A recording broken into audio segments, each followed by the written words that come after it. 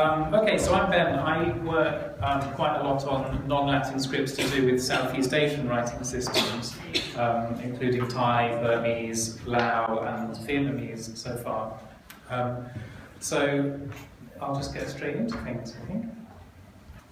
I lived in Thailand between 2002 and 2006, and so I was, I guess, lucky enough to get an understanding of Thai as a user rather than as a designer. So I was learning to read, learning to write and speak in Thai, and taking in the letterforms in their natural contexts, rather than trying to approach it as a designer and seeing things as shapes. I wasn't really asking designery questions. I was just trying to understand, okay, what are the sound of these letters? How do they work together? And trying to remember the weird shapes that some of them have. What I'd like to talk about, I guess, is how getting familiar with Thai in that way has helped me approach the other scripts that I deal with. And I think my key point is that I really disagree with this idea that you need to be a native in a script to be able to design like a native. And so in this presentation I want to explore, okay, what do we need in order to design like a native? What resources do we need? How can we get that kind of knowledge to do a good job like a native would do? Although the title of this talk is about Thai, I'm also going to talk a little bit and cover a little bit of Lao, a little bit of Burmese, because I think it's relevant to bring in other things as well. First up, a couple of things that I'm not talking about.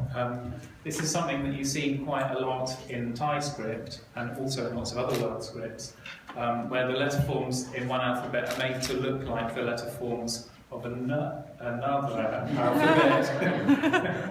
don't know what's happening there. And so these are mainly a decorative sort of thing, I think. Is there a problem with the projector, or is it me?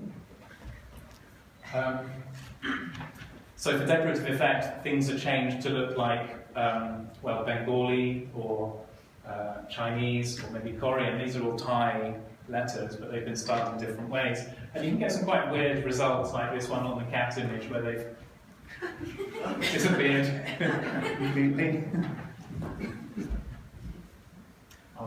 Where they've used bits and pieces of Latin letterforms to create the Thai there.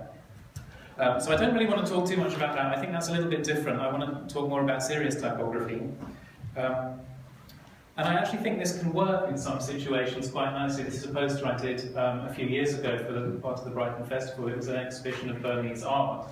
And so I brought some of the Burmese letterform shapes into the Latin here. The concept wasn't really mine, but I think it works in that sort of context. This is the other thing that I'm not really too interested in talking about right now. This is what happened in Japanese phototypesetting fonts, where the Latin had to be scaled down in the descenders. They had to squash the descenders right in to fit within the M square so that it could not get clipped, actually. And so there are certain situations in which things have to be kind of restricted or constrained to work with the technology. And you see this sort of issue when developing UI fonts in some of the Indic scripts, that things really have to be compressed in together. There's also a bit of a subtle question about, okay, these buttons, everybody's familiar with them on their word processors or web browsers. They do kind of say a lot about how we expect a type family to work. And it's sort of unavoidable that these things are there. People have to use those buttons. They've got to do something. And so in some situations, we're creating new styles of some of these scripts, and that's not always an easy task. But I think it's nice because it gives us new ways to be creative, to think about how can we invent a bold or an italic for scripts that don't have that typographic tradition. So here's a big question in Thai. These are both Thai letters. On the left we've got what's called the loop style, on the right the loopless style.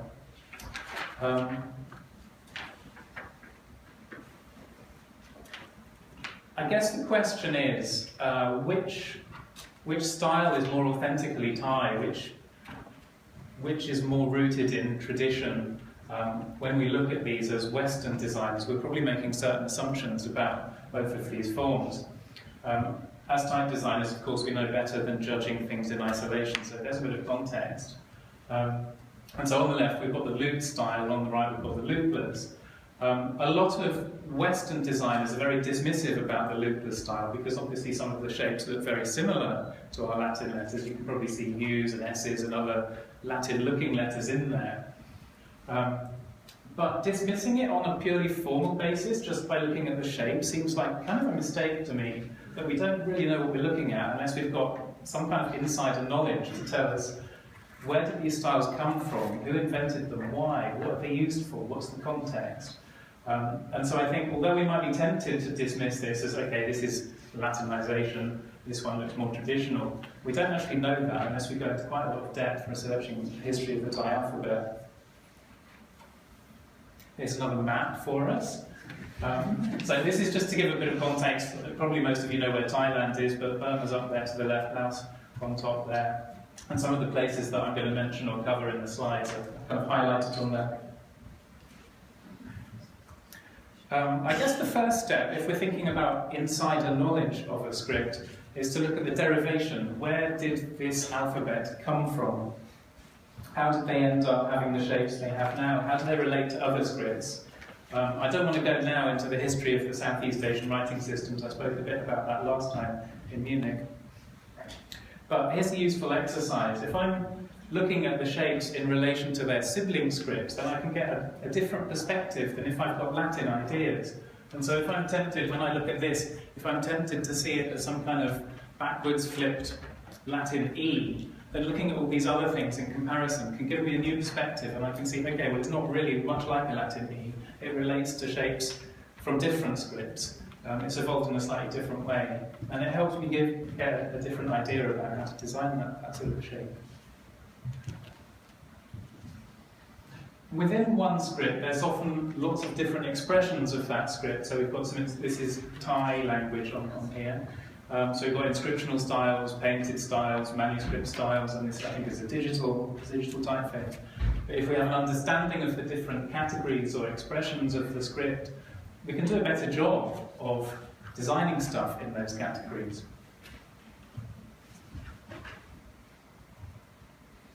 For quite a lot of those different categories, there's not actually going to be any typographic representation. You might find things that haven't been made in type before. A couple of weeks ago I was asked to do this custom lettering, which I think is the first time this style has been made digitally. So I was looking back at some of the inscriptions, some of the painted writing. Luckily I'd been to Burma a couple of years ago, taken these pictures. But they relate more to some of this is a manuscript style, which seems to correlate with what's happening in some of these things. And so looking back at these kind of resources and talking to experts, language experts, because actually the letters are very different shapes to normal Burmese, gave me kind of the knowledge that I needed to do that. Let's go back to this question of authenticity. Thinking about the roots of the different type styles here. So this inscription is one of the first inscriptions found in Thailand when writing first arrived in Thailand around the 7th century in a writing system called Palava, and it's from the south of Thailand. So if we're thinking about the history of Thai script and whether the loops or the non-loops is more authentic, we can see from the very start we don't have the head loops in Thai. It's a completely loopless style. Some of the letters have rings or kind of descenders which curl around, but it's not the loops that you see in Thai today, in the loop style. If that one's a bit too early, like 7th century, seems like, well, actually Thailand wasn't really Thailand in the 7th century. Let's fast forward. So this is 16th century, and again, no loops. So these forms are completely monolinear. There's no loops happening on the heads. Maybe some of them, this is a vowel sign, that's not part of the letter. So looking back at these sort of things, it's making me begin to wonder, well, actually, if we're thinking the loopless style is not very Thai, looking at this thing is giving me a different perspective, that actually Thai doesn't need the loops to be Thai. If these inscriptional forms also seem a bit old, let's look at actual Thai people's handwriting. So there's a couple of people in the audience who gave me some specimens of their handwriting. And you can see, like the rest of us, Thai people have kind of formal handwriting when they're writing carefully, and messier handwriting when they're just writing notes for themselves. And I think this is a really interesting point to see, because when people are writing fast, obviously the loops are a bit too fiddly to keep writing each time, and so the loops fall open or disappear completely. And so I think from looking at this sort of thing, and from looking at some of the inscriptions and stuff, my conclusion would be, okay, loops are not an essential part of time. Actually, the way I would compare it is thinking about the different forms we have for the Latin alphabet. Okay, we've got formal and informal things. This is the seminal typeface, stone serif, and stone informal. And I think I would prefer to see looped and loopless compared in this way, that okay, these are more typographic, more formal, these are a little less formal. I think a lot of people also compare the looped and the loopless with serif and sans serif, and so I don't think that's quite right. I think this is a better comparison.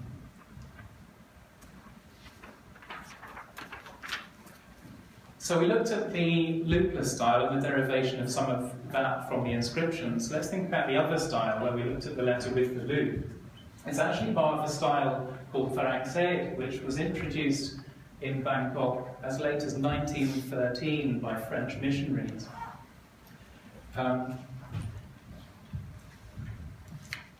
This is the design that they came, or this is a digital representation of the design that they came up with. Before the French, this is how Thai had looked in print. So Thai was first reduced to print in about 1840, 1844, something like that. And so you can see there's no modulation. There are the loops there, yeah. But if we go back to what the French did, there's quite a lot of other differences as well. So they've got the sheared angle on some of these strokes, which was basically they wanted the Thai to match with the Latin that they were printing in their Bibles and stuff. And so they introduced some of these ideas like the modulation, the sheared strokes, and some of these spurs on the baseline to kind of echo the serifs from the Latin. And so actually when I'm looking at this style, I'm thinking, well, maybe it's the modulation that's the Latin idea here.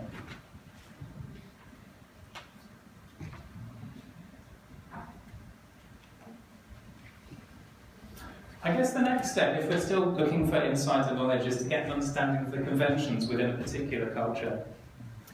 When I say conventions, I'm kind of thinking about the context for where different styles or expressions of the script are used. I was in Laos last year and came across this wonderful style of lettering, but it has a very, very localized context. It's only used, as far as I can tell, in this one town in Laos, Luang Prabang, used for signboards, for museums, for art and craft centres, that sort of thing, to give a kind of traditional, heritage-y kind of classical feel. And so when thinking about the different genres or expressions of the script, we need to be very aware of, okay, is this actually going to be used in a wide context or a very narrow context? As I said, when I was living in Thailand, I wasn't a type designer. My language skills weren't really good enough for me to pick up newspapers and books and be able to read them, so I missed out on an understanding of how type design works in serious text use. How is the script represented in those environments? And I think that's a really good question to think about. Actually, neither of those two styles, the looped, the Faraq or the loopless, would be used in books or newspapers for body text. The loopless style would be used in things like this, or this, where you're kind of thinking, okay, we want to convey a modern, forward-looking tone. It's more dynamic, it's more direct. The Faraq style would be used where more impact is required. Okay, this is a newspaper where they want to seem well-established, they want to seem authoritative, and I think it works well there because it contrasts with the body text, but you wouldn't really see this style being used for body text. So what are they going to use for body text? You need to find some style that's got a strong typographic tradition that works well on the page, doesn't convey oldness, doesn't convey too much forward-lookingness. What we end up with is light looped monoline, and this is the main style that you would see in all books, newspapers, whatever, for long stretches of text.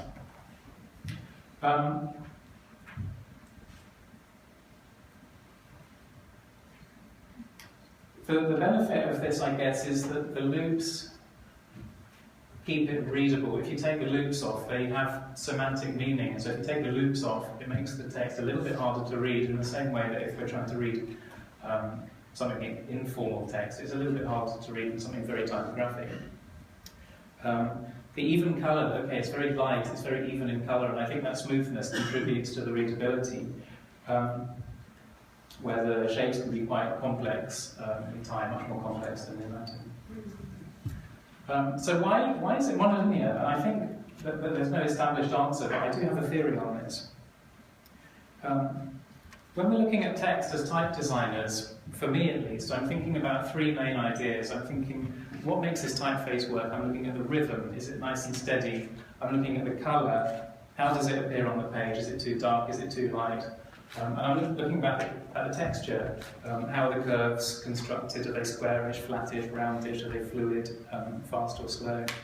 And I think those three things combine together and overlap and interact in quite complicated ways. If we think about Latin, the rhythm would be things like, okay, the verticals are appearing very evenly. We've got repeated elements like the arches, the round shapes, the stems, the spacing between elements. It's about patterns and things. The colour, obviously, if you go from light to dark, that's very easy to see, but it also includes things like optical corrections at junctions and making sure there's no dark spots or light spots. It's trying to balance the colour evenly across the different letters. And I think texture is kind of difficult to visualize as well, but here's kind of a few different fonts, and hopefully you can see there's a different texture for the different versions, the different typefaces shown there.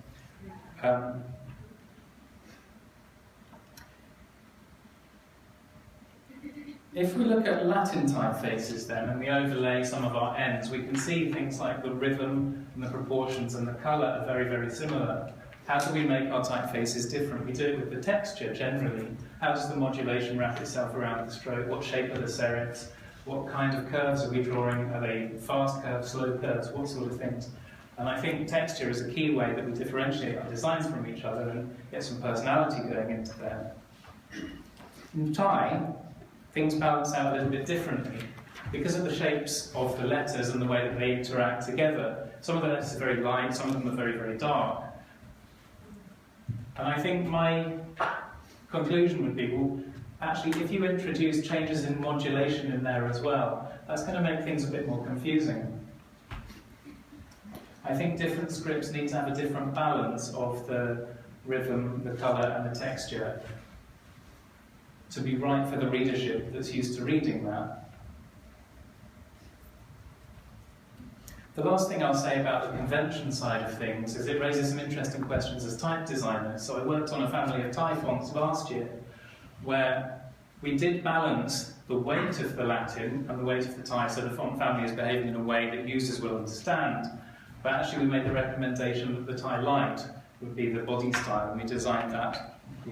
We designed that to be the main primary text way. I guess the next stage, looking for insider knowledge, would be thinking about variation and archetypes. What differences exist in typefaces of a particular style? As we saw with the ends overlaid in Latin, we're playing with the modulation, the stylistic details. In Thai, that option's not quite as available. We can look at a bunch of Thai typefaces and see they're all light, looped, monolinear style. The differences between them, then, are structural differences. And if we look here, we can see there's all sorts of differences happening in this letter form. The verticals are sometimes diagonal. The shape of the counter is changing a lot. The shape of the roof of the letter is changing a lot. It's coming extended, it's going flat. And I think that's the way in Thai that different designs identify themselves. So it's not so much about how the modulation works or the rhythm. It's more to do with the structures themselves. I guess we could imagine doing this sort of thing in Latin, but the catch is these are all text faces. You wouldn't really think about altering the letter shapes too much in Latin text faces between the different letters.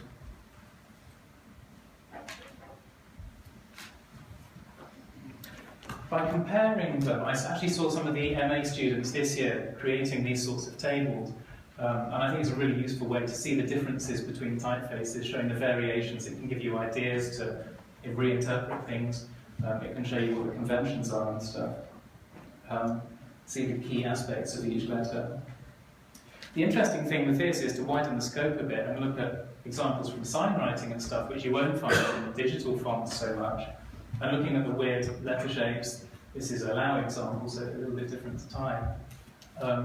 Looking at the different examples, different instances you can see from different sign writers. And this is the sort of thing you can get from looking at these. Okay, I've got 3 different vowel signs, and I found all the different variations, and I've kind of played with them in pencil to see what are the archetypes behind each letter. Okay, the top one, we need some kind of flick out of the top and to the left. The second one is a loopy thing, and the right bends to the right-hand side. So if we've got that idea underlying our understanding of the letter forms, we can do a really good job of interpreting something that doesn't follow exactly any of these things, but it comes from a deeper understanding of archetype. This is a really important part as well, and it's something that we get wrong very, very often when we're approaching a new script, the relationship between different letters, which parts of letters need to relate to parts of other letters, which spaces between letters need to be consistent. Like in Latin we have the counter shapes that need to kind of relate to each other in a way. Here's a few examples. These are the Latin parts of Thai fonts that I found available on the internet. And you can see a few problems kind of dotted around, like what happened with this poor F here, much, much shorter than the D and the H.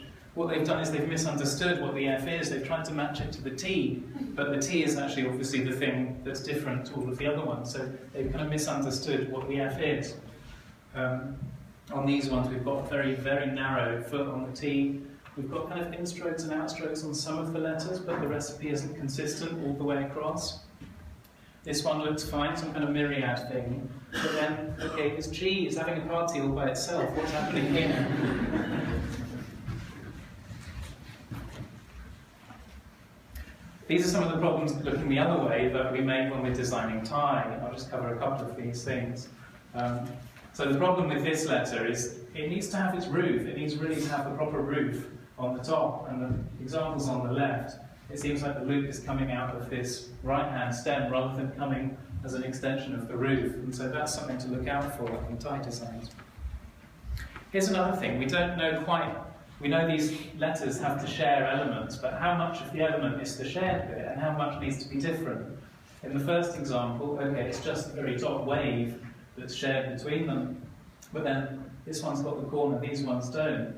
Actually, what needs to happen is all of the letters need to have that corner and then have the same consistency right down into the stem before they then change into the different letters. This is another one I looked at recently for somebody. The problem is 1 and 2 are really too close. The actual number 2, it needs to have the loop on the outside of it to be recognisable. You can see what they're trying to do. It's kind of a funky idea that they're pushing things around a little bit, and I like that, but it just doesn't quite work for these 2 letters. When we look at number 3, we see the problem's even worse, because actually what we thought number 1 is actually number 3. And so number 1 needs to have this mouth to differentiate it from this one. And so figuring out what are the key aspects, what's the minimum design distance between the different letters to make them recognisable, to make them readable. And so you need to know which parts need to be similar and which parts need to be different, like in this one. I came across a table like this, and so on here, it's not too visible on this screen. It's all the Thai letters mapped out according to similarity. So the idea is that you put similar letters that share elements together, and then ones that are not similar naturally go further apart. I think it's a really useful exercise actually to cut this table up and try and reconstruct it yourself and figure out, actually look really closely which letters need to be consistent, and then the other ones obviously further apart. I think that's a really good way to get familiar with the letter forms and to figure out which parts are important. So there's kind of where our journey ends, I guess. What can Thai teach us about Latinisation? We need to look at some of these things that we've explored. So I would say comparing things on a purely visual level doesn't really help us very much. We need to kind of dig a little bit deeper and find out How does the conventions work? What are the different variations, relationships and proportions? I really like this word ecology. I think it kind of sums up the script's natural environment, and I think by looking at all of these things together we can get a deeper understanding and not think too hard about how things relate to Latin, but try and understand it in its own context. Thank you very much.